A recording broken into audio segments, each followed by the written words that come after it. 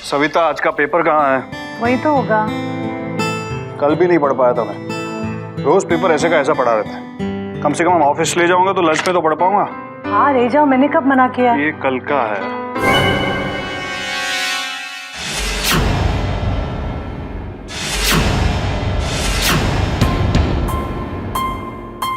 सविता, यहाँ आओ। अब क्या है? ये इसे पहचाना? नहीं, कौन है ये? अरे ये नीरज है, संध्या जिसके बारे में फोन पर बात करती रहती है। ये युवराज के साथ यहाँ पे आया था ना दही हांडी में। तुम तो हॉस्पिटल में थी। ये वही है जिसने यहाँ की दही हांडी फोड़ी थी? हाँ। और उसकी फोटो पेपर में क्यों आई है? उसके ऊपर 10 लाख का इनाम है और उसे मुजरिम बताया है, लेकिन इसे पकड़ने के लिए इनाम। लेकिन इश्तेहार दिया किसने, वो तो पढ़ो। ये जागीरदार परिवार ने ही दिया होगा। लेकिन परसों जब वो लोग यहाँ पर आए थे तो उन्होंने इस बात का जिक्र तक नहीं किया। देखो सभी, युवराज और नीरज यहाँ पे 2 दिन के लिए रुके थे और जहां तक मैं अपने आप को जानता हूं, मेरी नजर कभी धोखा नहीं खा सकती। ये नीरज मुझे कोई फ्रॉड वॉड करने वाला इंसान नहीं लगता है सभी। आखिर बात क्या है?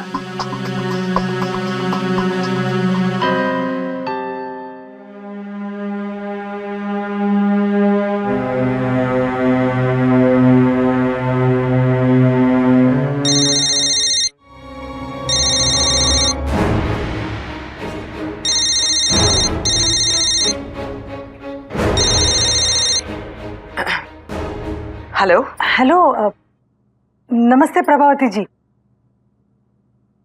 आप लोग ग्वालियर पहुंच गए? हाँ हाँ, ग्वालियर तो कल रात को ही पहुंच गए थे हम। कहो ना बेटा, कैसे फोन किया? वो हम लोगों ने कल के पेपर में नीरज की फोटो देखी है। उस पर कुछ 10 लाख का इनाम रखा है। आखिर बात क्या है? लेकिन आप लोग नीरज को कैसे पहचानते हो? नीरज तो शादी में नहीं आया था। नहीं, दरअसल मैं नहीं जानती। वो गोकुलाष्टमी के वक्त यहाँ पे आए थे ना, जयेश, मतलब मेरे पति उनसे मिले थे तब। अच्छा अच्छा, हाँ दरअसल वो ना हमारे पुराने नौकर का बेटा है। बचपन में उसके पिताजी गुजर गए तो हमारे परिवार ने उसे सहारा दिया, पाल पोस के बड़ा किया। लेकिन उसको देखो, कितना बड़ा एहसान फरामोश निकला। बिजनेस में फ्रॉड करके पैसे लेकर भाग गया। अच्छा, पर माफ कीजिए, मेरे इनका कहना है वो ऐसे दिखता तो नहीं था। जैसा दिखता है ना वैसा होता नहीं है सविता बेटा। हाँ, ये भी सही। जैसे दिखता है वैसे होता तो नहीं। मैंने फोन दरअसल इसलिए किया था कि संध्या या युवराज किसी का भी फोन नहीं लग रहा। नहीं बेटा, दरअसल उनके फोन पे ना इंटरनेशनल रोमिंग नहीं है, तो इसीलिए किसी का नंबर लगेगा नहीं। तो आप एक काम कीजिए, वो वहाँ का होटल का या कोई हॉस्पिटल का नंबर दे दीजिए ना। मैं उनसे बात करूंगी, उसे अच्छा लगेगा। देखो बेटा, वो ना रोज रात को मुझे फोन करते हैं। आज रात को जब वो फोन करेंगे ना, मैं उनसे कह दूंगी कि तुम्हें फोन करें और तुमसे बात करें। ठीक है, ये भी सही है। लेकिन संध्या से कहना हम उसके फोन का इंतजार कर रहे हैं। Okay, bye. अब कहाँ से आएगी संध्या और अपनी बहन से बात करेगी? आपकी बात बिल्कुल सही है। यकीन से तो नहीं कह सकती, लेकिन मुझे ऐसे लगता है कि सविता को शक हो गया है और उसका शक क्लियर करने के लिए हमें संध्या से उसकी बात करानी होगी। लेकिन ये संध्या पता नहीं कहाँ है, कहाँ से लेकर आऊं उसे, कैसे बात कराऊं, कुछ समझ में नहीं आ रहा।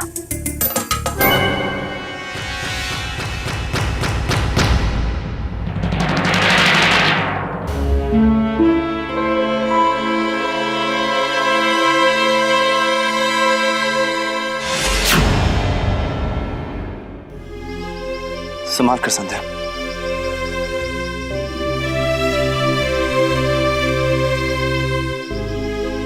संभाल कर संध्या। संभाल कर।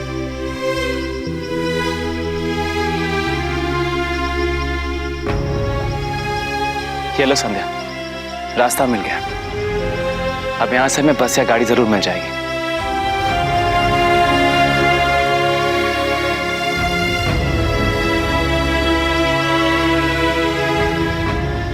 संध्या, एक बात तो है, तुम्हें मेरी हिम्मत की दाद देनी पड़ेगी।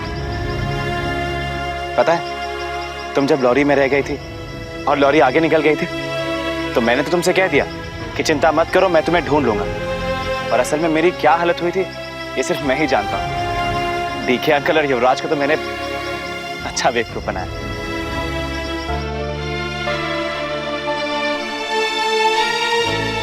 जानते हो नीरज, मैं सिर्फ 4 साल की थी जब उस हादसे ने मुझसे मेरी आंखें छीन ली। लेकिन तब भी मैंने जिंदगी से हार नहीं मानी। मैं अपने अंधेपन पर, इस कमजोरी पर विजय पाने के लिए हर कोशिश करती रही। और धीरे धीरे अपनी मेहनत से, अपनी लगन से मैं इस अंधेरे के साथ जीना सीख गई।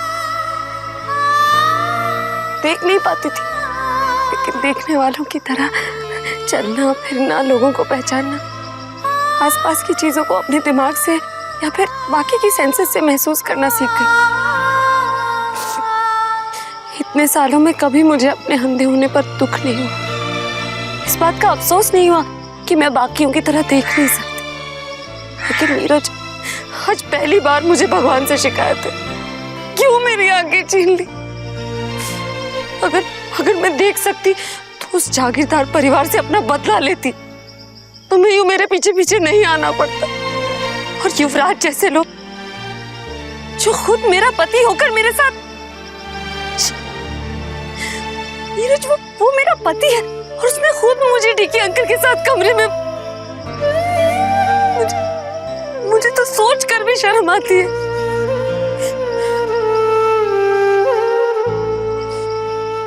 संध्या, संध्या, तुम अपने आप को इतना दुखी मत करो। तुमने जो कुछ किया है ये तो कई लोग आंखें होने के बावजूद भी नहीं कर पाते। संध्या, तुमने बहुत हिम्मत का काम किया है और तुम्हें अफसोस या दुखी होने की जरूरत नहीं है। भगवान से तो मुझे भी शिकायत रहेगी संध्या। एक तो तुम्हारी आंखें छीन ली और फिर तुम्हारे नसीब में ये सब।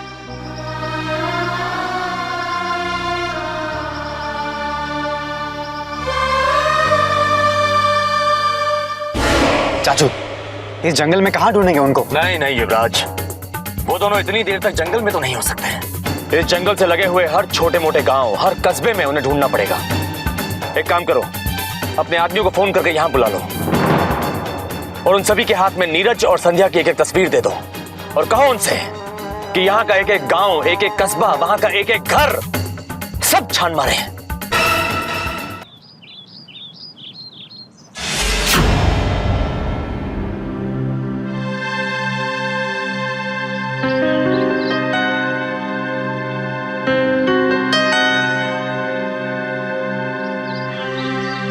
संध्या, लगता है ये रास्ता रेगुलर रास्ता नहीं है।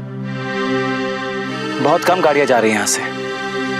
फिर भी नीरज, हम कहाँ हैं और कहाँ जा रहे हैं? तुम्हारी दाई तरफ पुणे है, जो कि यहाँ से 34 किलोमीटर दूर है, और बाईं तरफ मुंबई, यहाँ से 180 किलोमीटर दूर है। बताओ कहाँ जाना है?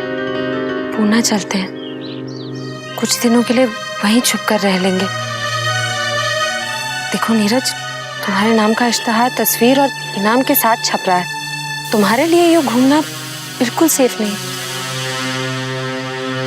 और फिर तुमने ही तो कहा था ना कि जब तक ये मामला थोड़ा ठंडा नहीं हो जाता हमें इंतजार तो करना ही पड़ेगा।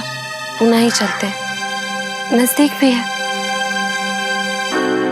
ठीक है संध्या, सड़क के उस पार चलते हैं, वहीं से कोई गाड़ी में लिफ्ट ले लेंगे।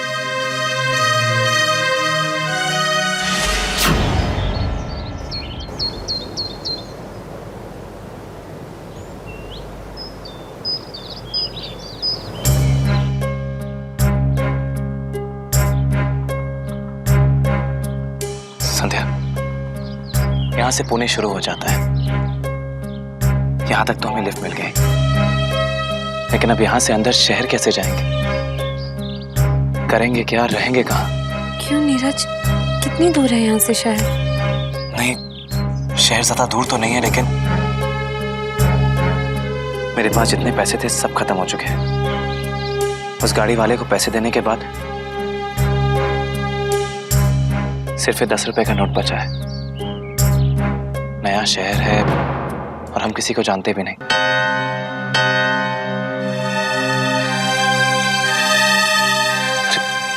संध्या, तुम किस सोच में पड़ गई? इतनी बड़ी प्रॉब्लम भी नहीं है। मैं तो बस ऐसे ही कह रहा था। प्रॉब्लम कैसे नहीं है नीरज? हमारे पास सिर्फ 10 रुपए बचे।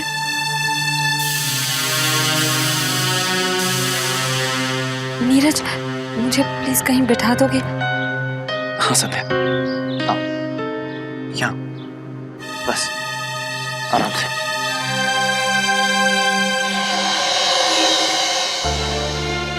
ये क्या कर रही हो तुम संध्या? नीरज, ये लो नीरज, मंगलसूत्र तो खुद युवराज ने ही निकाल दिया था। ये पायल मेरे पाँव में रह गया था। शायद सोने का है। उम्मीद कर रही हूँ कि जागीरदार परिवार के रिश्तों की तरह ये झूठा नहीं होगा। खैर, इन्हें बेचकर शायद कुछ पैसे मिल जाए। संध्या, तुम अपनी पायल बेचोगे? अपनी नहीं नीरज, जागीरदार परिवार के दिए हुए पायल। और वैसे भी जिस हालात में हम आज हैं वो भी तो उन्हीं का दिया हुआ। कम से कम इस पायल की वजह से मुझे लगेगा उनका दिया हुआ कुछ तो मेरे काम आया। इन्हें बेच देंगे तो थोड़े पैसे मिल जाएंगे, रहने खाने का इंतजाम हो जाएगा। वरना शायद थोड़ी देर में रात होने वाली, हम कहाँ दर दर भटकेंगे नीरज। ठीक है संध्या, और कोई दूसरा रास्ता भी नहीं है हमारे पास। एक बात बताओ संध्या, तुम्हें कैसे पता चला कि रात होने वाली है? बस इतना ही पता चल पाता है। वो सूरज की धूप की गर्मी का एहसास कम हुआ तो मुझे पता चल गया कि सूरज ढलने वाला है और थोड़ी देर में रात हो जाएगी। और संध्या,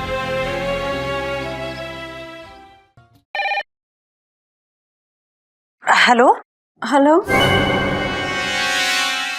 कौन? ताई, मैं संध्या बोल रही हूँ। संध्या? क्यों ताई, मेरी आवाज़ पहचानने में नहीं आ रही है? नहीं, धसा नहीं। मतलब हाँ, तुम्हारी आवाज़ थोड़ी सी अलग आ रही है, मेरी संध्या जैसे नहीं। वो एक्चुअली क्या है ना, यहाँ स्विट्जरलैंड में बहुत ठंड है, मुझे सर्दी लग गई। कोल्ड की वजह से शायद पहचानने में नहीं आ रही हूँ। तुम्हें सर्दी हो गई?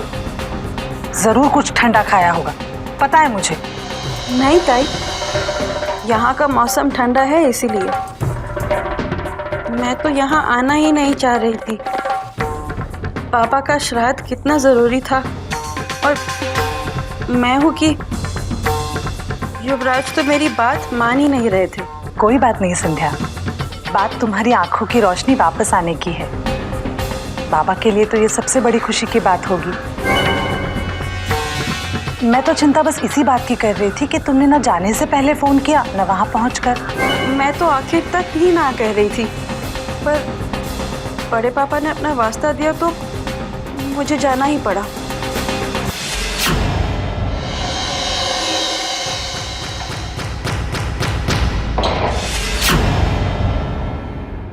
ठीक है, हाँ, लेकिन आते वक्त खुशखबरी साथ ले आना।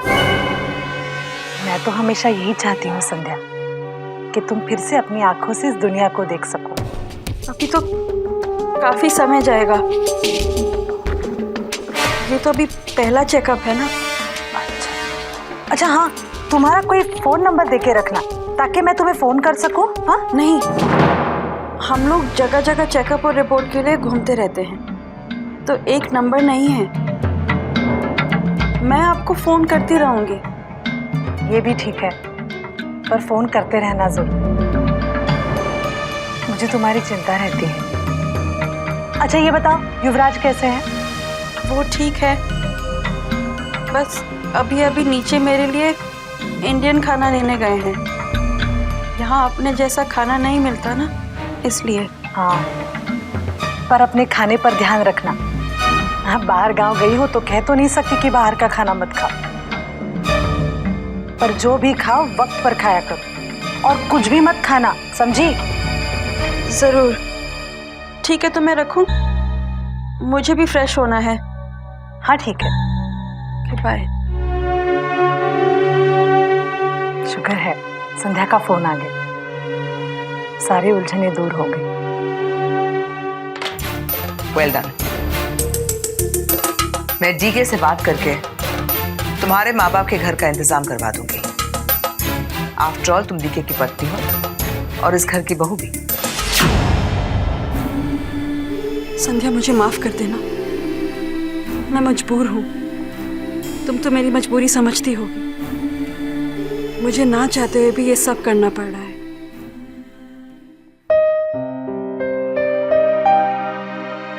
हाँ संध्या, यहाँ बैठो।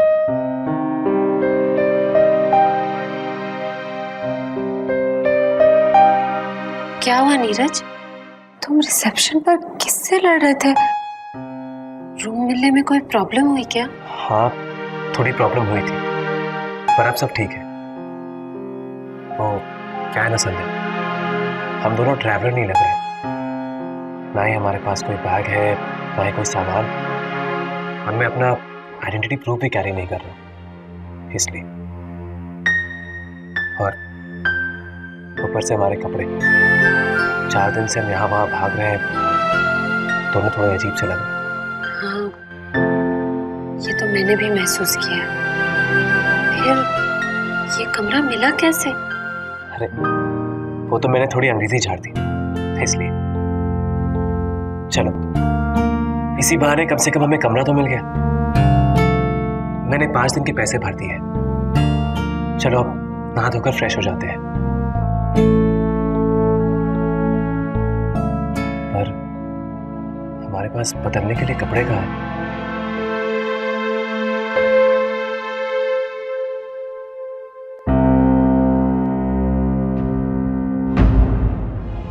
मोहन, यहाँ पुणे में घूमने के लिए और कौन कौन सी जगह होंगी?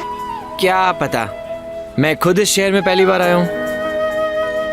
वैसे हम लोग अपने परिवार से इतना दूर यहाँ शहर देखने के लिए आए हैं। आप भी ना कहीं भी शुरू हो जाते हैं। मैं तो इसलिए बोल रही थी क्योंकि कल ऑफिस के काम से आप बाहर चले जाएंगे, फिर सारा दिन होटल में मैं क्या करूंगी? बाहर आके घूम फिर लूंगी। शॉपिंग?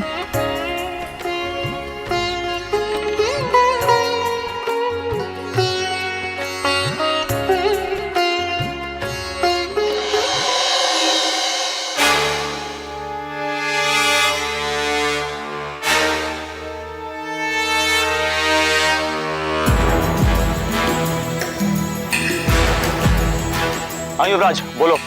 चाचू, मैं उसी मार्केट में हूँ, ऑलरेडी चक्कर मार चुका हूँ, लेकिन नीरज यहाँ कहीं नहीं है। युवराज, मुझे अभी एक फोन आया था, उसे किसी ने वहां देखा है। ठीक है, मैं एक बार और देखता हूँ, हर एक दुकान छान मारता हूँ। ठीक है।